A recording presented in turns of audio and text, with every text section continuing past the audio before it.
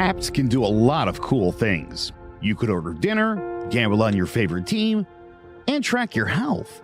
You could even get a mortgage. One click and you can be approved. I'm not sure by who or what country they're in. You deserve more from the mortgage industry. At AnyMac Home Mortgage, we believe in the need for live human interaction during a very complex process. The kind of service and guidance which an app simply can't provide.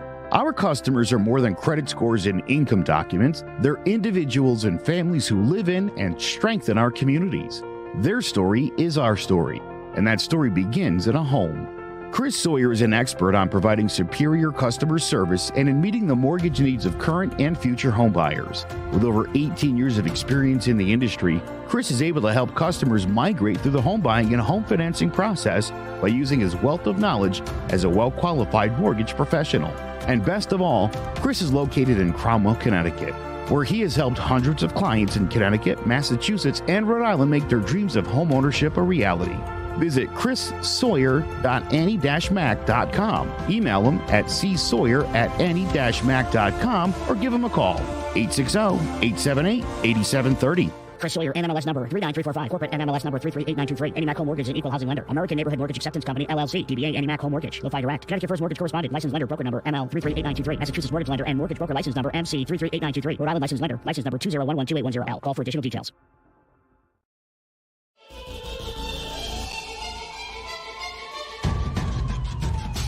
Throwing jabs, always full send. Here we go again. Jared, Joe, and Jay's Clover Crest, top three corner man, punching in with a puncher's chance. We find a way to win. The main event locked it in every Saturday at 10. The overhand is out of hand when it comes to fisticuffs. Slide a hand on the undercard, you'll never see the punch. Uppercut, got you missing weight, feet are stepping late. Keep your guard up, feeling faint from a feint. Take a stand and eight, then retaliate. Put up your duke, stick and move, bob and weave. Don't lose hope against the ropes, there's always an escape. Never stay down. One more round, bells ringing, counter punch with your chin tucked and go down swinging. We bringing crosses with no worship, hooks with no verses, combinations with no locks. When you feel the flurry, it's curtains. From scrub scraps to fight stats, relax if you want the facts, cause the best combat podcast is throwing jabs.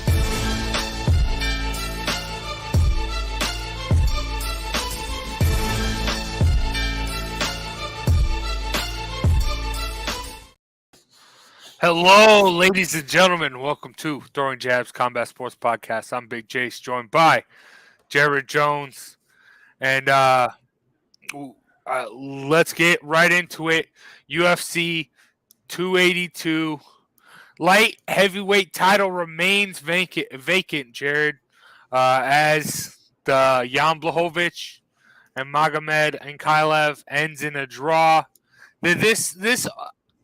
We'll get into the fight, but this whole situation behind this title, this light heavyweight title.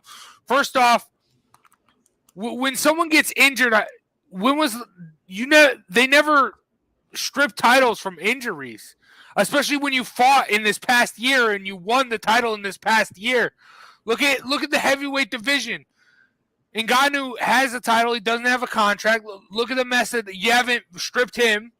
He has the heavyweight as a whole dating back since Stipe. It's been just yearly fights. Why are you taking it from Prohaska in the first place? Then you hang Teixeira out to dry, and you have this. And now, with this not ending the way you wanted to, you're going to have Glover Teixeira against Hill for a title that's still Prohaska's.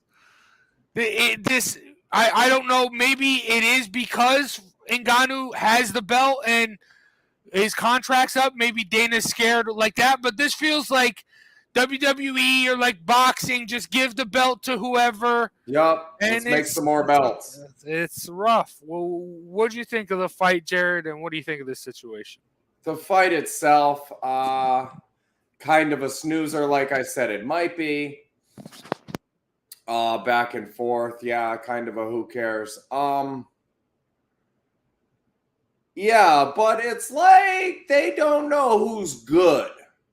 I get running into some BS and not knowing who the champ is. But to not know who's good, it's like, okay, the next two in line are these two guys. Oh, draw? No, then neither one of those guys. It's these two guys.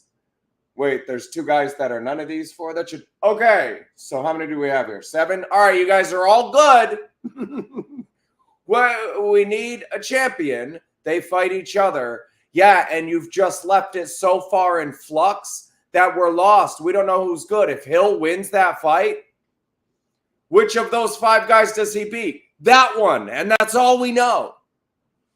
Why? That's not the champ that would just beat everybody else. That's your champion, the guy that would beat everybody else. Ideally, your champion is the best guy there. You've got so how do you have 2 guys fight and then 2 other guys fight and then 2 other guys fight and tell me that whoever wins that 3rd fight is the champion? What about those other 4, 5, 6 guys like you? You've mudded it up. They've muddied up the light heavyweight division. This is a mess. Even if you have a winner in this fight, people like you and I still have an argument against it. Yeah. Even if you get a winner, there's still an argument. Now you didn't get a winner? This is a mess. This is a mess. And now 2 other guys fight. Neither one. Okay, neither. You guys had a draw, so neither of you is good enough to be champion. That's not fair. That's not right. That's not right. 2 guys, if I get all that way, if I'm Ankalaev, right? Blachowicz has been there before, let's be fair. But if I'm Ankalaev and I get that shot and end up tied for the title, how do I knock back down to like 4th or 5th, literally, when that other fight happens? You're going to be 4th? A draw for the title and you're ranked 4th. A draw for the title ranks you 4th. It makes no sense. It's like Game of Thrones. There's like 15 different people trying to get the throne. And everyone's got some sort of defense. I mean, it's a mess. God. And I mean, I want Teixeira versus Joffrey, and until we get that fight, I will not rest. Joffrey and Jake Paul for the heavyweight title. It's I will say last week talking about this fight, I did say it sucks that Glover. I could see Glover Teixeira getting like left out of the title picture completely. It's good to see that happen, but like, man, this is I don't know. I don't know how to explain this situation other than Messy. Like Thrones, just messy, just feels like nothing's going on. But and granted, it was like J-Lo's love life all of a sudden. Wait, who's this guy? You know? Oh my goodness! But more belt. UFC has more belts in that weight class than she has rings in her drawer. This is crazy. This is getting crazy. Yeah. Oh God. But I will say, before we move on, I mean, a lot of people do diss the draw. I mean, it was a solid fight. Nothing like spectacular, but granted, it's very anticlimactic. But I like a draw. I'm always okay with a draw. I wasn't really comfortable with either guy losing that fight. Yeah. You know, it was that close. So yeah. While I'm okay with the draw, I'm not okay with what it means for the UFC. You can't have these guys fighting and, you know, you're pissing on me and telling me it's raining. It's you can't have these 2 guys fighting for the title and then 2 other guys and 2 best guys fight and the winner's the champ. Like, how did we get that so lost here? We're so lost. Yeah, honestly, what the UFC should have just done is just light heavyweight Grand Prix. Go back to the good old days, Pride. Yep. Bellator's been doing it. It's open right now. LFA.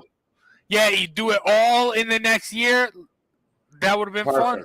Perfect. Or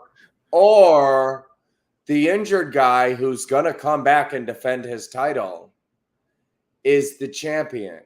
And these are just 2 guys fighting to move their way up the ladder. The winner of all the fights that would beat all the other guys, that's the champion. Yes. That's Prochazka. Let's stop doing this. You've got 4 other guys fighting for a belt that they didn't earn. Until it's like Ali when he went off of the radar and then came back. And he's like, who's the champion? Can't be the champion if they didn't beat me. How do you not beat me? How am I the best heavyweight boxer on the planet and you're the heavyweight boxing champion and you never beat me? I smell Bull. Nope. No, you got to beat me first. So here's a guy with a twisted ankle or a bum knee or whatever it is, you know, and you're sitting at home with your title belt watching a bunch of other guys fight for this pseudo belt while you're healing up. It doesn't make sense. Those can just be two guys fighting. Hey, while I'm at it, boxing, I hope you're listening. It's okay just to have two guys fight to see who the better fighter is. You don't have to give all of them a belt. They don't all need to be the champion. We don't need a trinket for every single fight. Let these two guys fight to find out who's better. And then when you end up in a draw, you have them fight again, or they fight two other guys, and you don't end up with this jambalaya of garbage. Yeah. And yeah, I think just throw the term Grand Prix on it. Bellator's done it with, I think it was, I don't remember if it was their welterweight or featherweight Grand Prix. They had the champion in it, so every time that they fought, it was a championship fight, and when they fought the champion. So eventually, rather than just waiting for the end of the Grand Prix, there were a bunch of championship fights within it. So you can do that in the UFC. I love that idea. Expand it a little. Expand your repertoire a little. Don't just if you're gonna, I love that idea, because if you're gonna do this stuff, that's what they should be fighting, is a tournament bracket. If you've got four other guys who make sense, yeah, put them in a tournament. Yeah, you got four other guys that make sense. You don't call one the champ and then the other the champ, and let's see who wins the next fight, because they'll be the champ too. Yeah, but I will say, for the UFC, defending them a little. Granted, this is a giant mess, but all of these guys, you can make the argument can be a light heavyweight champion. If I picked any of those four guys and said 2 years from now that's going to be the undisputed, you'd go, all right, I could see Hill or Teixeira or Blachowicz or Ankalaev or Prochazka. I could see any of those guys really getting there. Yeah. Yeah. But can you say the same, Fair. Jared, about David Avanyanson? If my mouse would work, I would pull up there we go. After Terrence Crawford beats him in the 6th. I mean, I can go and I could do the normal, hey, Jared, what'd you think of the fight? I'm not going to do that here because, I mean, we all knew what this was going to happen.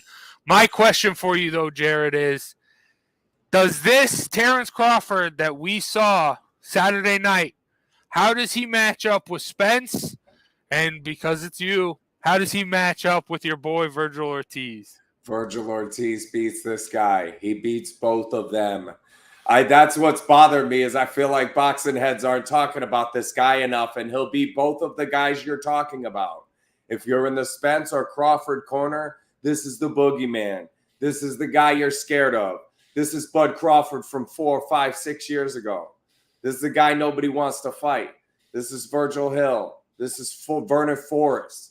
This is Kelly Pavlik. This is the guy you are regularly staying away from on the way up, Diego Corrales, because you don't want any part of it. He hasn't built his TikTok and his name up to status, but his fight game is serious. He will beat Crawford or Spence. Crawford and Spence doing things we expect them to do once a year. Has he fought 5 times in the last 6 years? Like, is my math off that this guy fights maybe once a year? It's not enough. It's not enough. And people like to trash Floyd Mayweather taking easy fights and taking a lot of time off. And you look at when he was Terrence Crawford's age, and you'll find a who's who of Hall of Fame fighters that Floyd was dispatching in impressive fashion. These guys get to these ages, the Tank Davises and the even Broner, and don't want to make the step because they're going to run into Maidana and they know it. So you've got guys hyped like that aren't fighting like that. Avanesian, I mean, we would be pronouncing his name right if he belonged in the ring with Terrence Crawford. You remember when Pacio fought, And Harold and the guys on the mic couldn't pronounce his name. It's a late replacement. Pacquiao. Look up Manny Pacquiao's first fight. They couldn't pronounce his name. They didn't know who the hell he was. He upsets the other guy and goes on to be Manny Pacquiao. If this guy was anything or going to be anything, he's in his 30s, we'd be able to pronounce his name right. We're boxing heads. Get him out of here. This was never a fight that should have happened. And now I got to wait another year for Terrence Crawford to heal up after he didn't get punched for 6 rounds? The hell out of here. No thanks. I'm starting to get upset with this dude. I like him. I know it's Joe's guy. I think he can fight. Fight one of these guys at the top of the game because it's getting boring watching you once a year fight somebody. This is like a bum of the year club. I never heard of that until now, but there it is. Bum of the year, Terrence Crawford. Yeah, that is the main takeaway from this fight. When are you going to fight Spence? When are you going to fight your boy Ortiz? Like, this isn't fun. What was it? The Sean Porter fight? That was okay, but I mean, then he turns around and retires. So is it really that big of a fight? Not really. What was the last one? We just had a top of the line guy fight a guy with 3 losses. I feel like it was just last weekend. And I went and looked it up, and I saw like there's 14 of the top 14 guys, 11 of them are undefeated. And the guys with losses have like 5 losses. Oh, yeah. And now you're fighting this other guy with 3 losses. Like we already know that you 11 guys can beat those 3. All right? Let Ugas breathe. He fought all the best guys and lost. Can some of those best guys he lost to fight each other? It's just not right. It's like, who should I fight in the top 10? Hey, who's that guy with losses that all those other guys beat? I'll fight him. This is ridiculous. You guys got to fight each other. It's getting boring. I didn't watch this fight. I'm going to be perfectly honest with you. There was a lot going on in the fight game, and this is one I just skipped because Terrence Crawford 6-round knockout at minus 1,500. There was no reason to care. Yeah. Unless you're a diehard Crawford fan. Yeah. I mean, a lot of other stuff going on. So I completely understand that. I watched the highlights. But, yeah. So, that does it. They need to get that fight done ASAP. Him, Spence, just anyone. And it's got to be Bud and Spence. Listen, because Ortiz beats one of these guys, you lose that fight. It becomes the Joshua Wilder conundrum, the Pacquiao-Mayweather conundrum. You guys are at the top of the game. You have that big money fight. Go have that big money fight. Ortiz can get the loser or the winner or whatever. As much as I'd like to see Ortiz just chew through both of you in the same night, this guy is walking through people you guys outboxed. Don't pretend you don't see him knocking guys out in the 5th round that you went to decision with. Egging guys on and trying to get them to exchange punches that you ran from and outboxed. Yeah. Twisted. Yeah, there's fun to be had here, and that's just an issue with boxing. Like, it's hard. But, all right, let's take a quick break. That's going to do it for recaps, and we will get into the previews. But first, let's hear a word from one of our sponsors.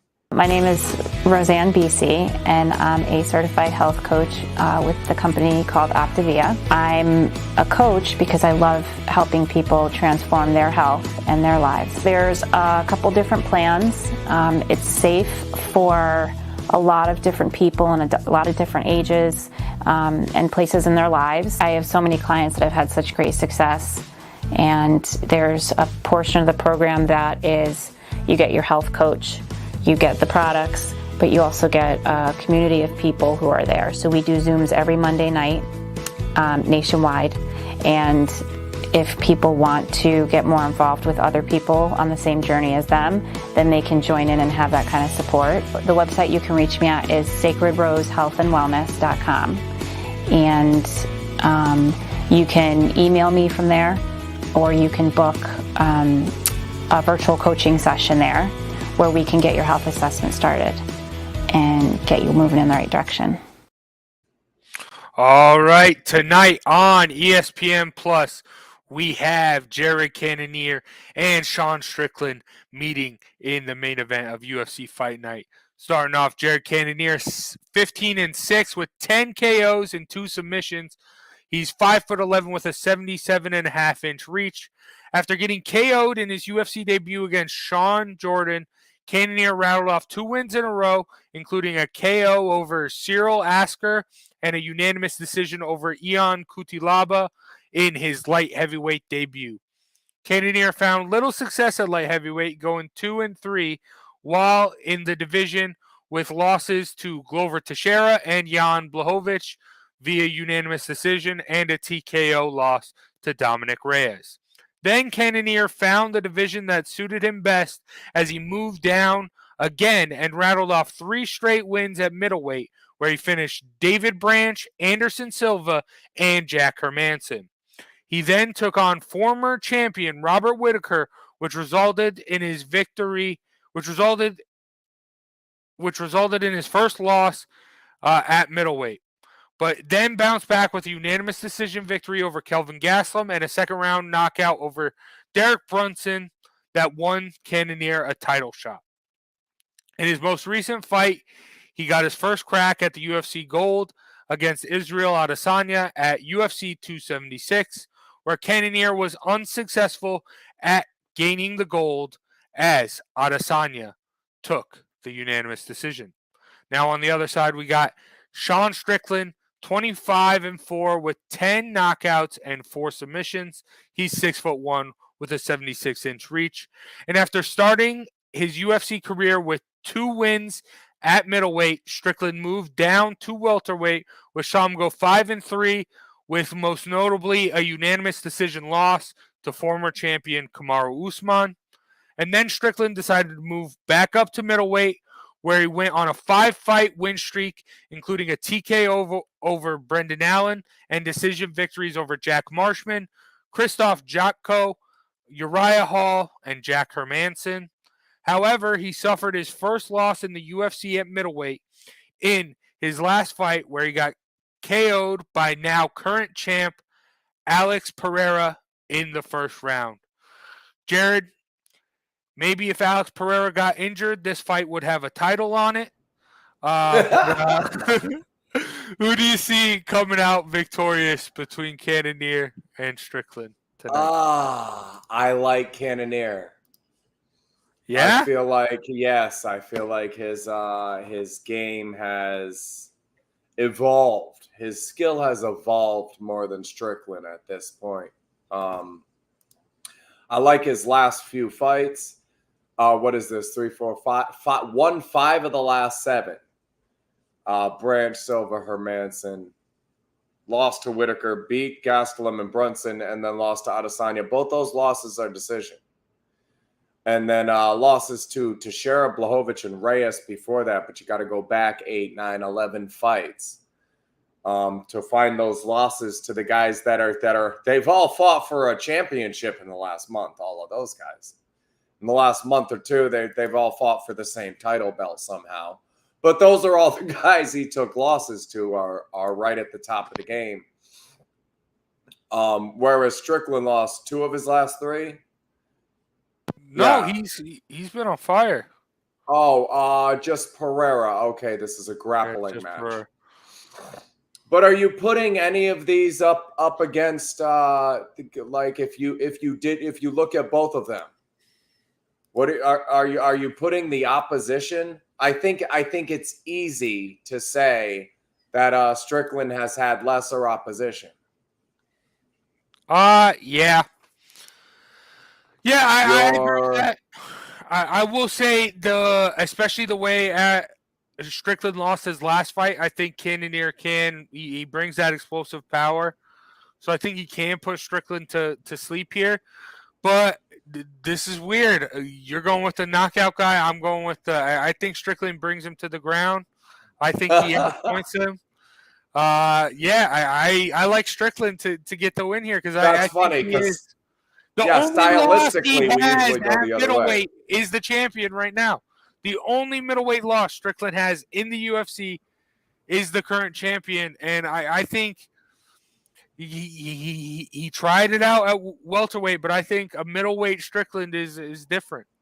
I just can't that you beat Brandon Allen, Jack Marshman, Talib, Uriah Hall, a split decision with Hermanson, who, by the way, got stopped in the second round by Cannonier, and you're lining up those guys against Adesanya, Brunson, Gastelum, Whitaker. No. I get that. I understand. No, that. and the common opponent in Hermanson, I mean, those fights are 2.5 years apart. Not that it's exactly the same guy, but one of them pounded him out and the other one was a split decision. So, I'm taking Cannonier. I just think he'll be a little bit better and his game will evolve. Will have evolved a little bit more in this fight. Okay, could be another snooze fest, but I'm taking Cannonier. I will say another reason why I'm picking Strickland here is, I mean, I think that's better for the division. Someone else coming up, just a new name that could possibly get thrown in the title situation. Because, I mean, I now, even if Pereira does defend it against Adesanya, I don't necessarily know if I want to see Jared Cannonier versus Pereira, you know? It would be fun maybe, but I don't know. I feel like we've already kind of seen the best of Cannonier. Like, I feel like he had his run. He got to the top, realized he can't get it. So that's lost. Just how I feel about Cannonier. So we've lost 5 of our last 7 fights. Knocked out by Antonio Carlos Jr., knocked out by Thiago Santos, knocked out by Edmund Shazian, and then lost a decision to Sean Strickland. This guy got stopped in 3 of his last 4 losses out of 5 fights. Won twice. We're talking about Jack Marshman. Somebody that whole division just runs right through and knocks out. By the looks of his record, lost by stoppage. You're the only guy who didn't stop him.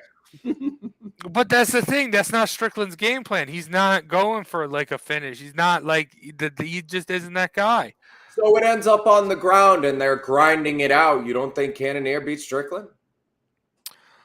That's my argument. If somebody gets knocked out and they trade here, it's Strickland. And if it ends up, if Strickland picked the rules, I still think Cannonier might be able to beat him at his game, so to speak. Okay. All right. I'm not mad at that take, but I don't think so. I like Strickland's ground game.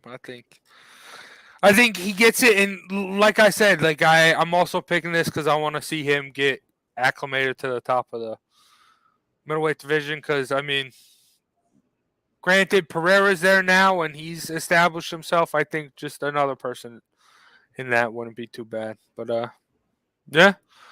It should be a fun one. For sure. But where do you go from there if you're Strickland and the champion just knocked you out in the first round? There's nowhere to go. You win that. Yeah, you've got some time to wait. Wait till he has an injury training and they do some kind of pseudo belt that you can wear. Or say Adesanya wins the rematch. Strickland can, if Adesanya gets the belt back, then Strickland has an opportunity, I think. To lose to him, yeah. Yeah, it will be that, yeah. I don't think either one of these are gatekeeper guys. Let's be fair. These are gatekeeper guys. Neither one of them's going. I will say, it sucks that Joe isn't here. I will say Strickland, though, is a better Marvin Vettori, though. I will say that. So I think maybe against Adesanya, that's a scarier matchup. Okay. I'll take that. Yeah. But, okay. Who's the guy with the hair he likes? I was trying to think of it yesterday. Prohaska. Nah. He's always talking about the guy looking beautiful. He has like 8 losses. Joe's man Miguel crush. Pereira. No, Michelle Pereira. That's who Joe looks like with his new haircut. He's not only got a crush on the guy, now he's aiming for it with the new dude. I hope you're watching, Joe. I love it. You look great. Michelle Pereira. All right. Aguirre. All right, okay, Jared, how you gonna make us some money this week? If I can pull it up. I don't like a lot of the fights. They're either big numbers back and forth or just too hard to call. But this is what I came up with. You've got Cannonier and Dober. I really like Dober to overpower Bobby Green. I don't think he'll play the game Green wants, and I like that pick. Good numbers on that one. Minus 150. UNLV and the Vikings. So you got a college basketball game and NFL football game. That's how much I didn't like betting on the fights this weekend. And 2 fights in there. $20 wins you 104, it looks like, but it's an over plus 500 parlay. And that's what we're doing. All right. I like it. But all right, that's gonna do it for the fights. Big shout out to today's sponsors, and also big shout out to Clovercrest Media for sponsoring today's episode. As always, check out clovercrestmedia.com for more great podcasts, as well as more information about this podcast as well. Make sure you follow us on Twitter at Throwing Jabs. Make sure you're subscribed to YouTube Throwing Jabs Podcast, and like us on Facebook, Throwing Jabs Podcast. And Jared, gonna end the show like we always do, brother. Hit us with that flurry. So over the last few days, we've been working through getting a gym. It is happening. Scrub Scraps is coming. Beginners boxing, something I want to open up to the general public. There's not a developmental league for that. You can go play kickball or softball or slow pitch softball or fast pitch softball or wiffle ball or any different version of any other sport, but for some reason boxing doesn't have that entry game. My daughter joined gymnastics, and they had like 6 different levels, and they put her on a beginning one that makes sense, but she's a quick teach, and it only took a couple weeks for her to catch up and surpass what that was. So at one of the shows or events that they had, she won a bunch of medals. We're giving grown men, giving out 5 belts in the light heavyweight class at the UFC, but we don't have any room for beginners boxing. It doesn't make any sense. Those aren't the guys that need your title belts to feel like they've accomplished something. So as I'm thinking about wanting to turn this on to the general public, and I'm talking to people that are currently in the game, I'm realizing that a lot of the demographic that Scrub Scraps is going to bring in is already in gyms. And how sad is that? How sad is that a kid can join any other sport and be on a podium receiving medals 2 weeks later, have an event where their family and friends can show up to and cheer for them. But I know a multitude of people in their 20s, 30s, 40s that have been working at this game for years and years and years, trying to scratch their way up to the bottom of the ladder so they can do a show at the bottom of the card in some other state that's going to allow them to actually do it. I got a friend from Scrub Scraps, Roshan. Love that kid. And he's out there killing it. You know, he trains every day, and he's dealing with an injury right now. But that's just it. Years and years and years to crawl your way up to a spot where you can, you know, fight on the bottom of a card or be on a flyer. We have the ability to do all of this stuff, and we haven't opened it up to the general public until now. So listening to these guys kind of made me sad. We chose a sport that all the rewards are behind closed doors. For 95, 98% of people in the fight game, all the rewards are behind closed doors. And if we make those rewards available to everybody, if everybody on the planet knew the things that all the people at those gyms know, the world would be a better place. And it's too hard to explain, so I'm going to show you. Thank you.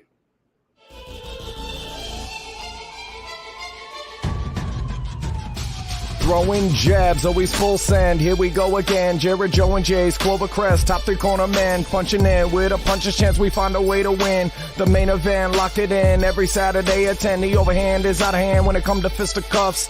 Slide a hand on the undercard, you'll never see the punch. Uppercut, got you missing weight, feet are stepping late. Keep your guard up, feeling faint from a feint. Take a stand and eight, then retaliate. Put up your duke, stick and move, bob and weave. Don't lose hope against the ropes, there's always an escape. Never stay down. One more round, bells ringing. Counter punch with your chin tucked and go down swinging. We bring in crosses with no worship, hooks with no verses, combinations with no locks. When you feel the flurry, it's curtains. From scrub scraps to fight stats, relax if you want the facts, cause the best combat podcast is throwing jabs.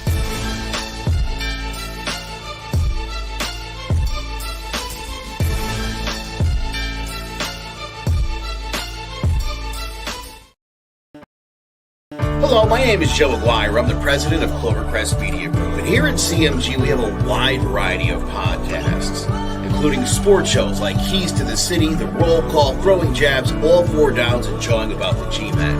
And great true crime shows like Sticky Meat, Crimes and Consequences, Ivy League Murders, and Bird, the unsolved murder of David Eichmann. You can find all these podcasts and so much more by visiting clovercrestmedia.com.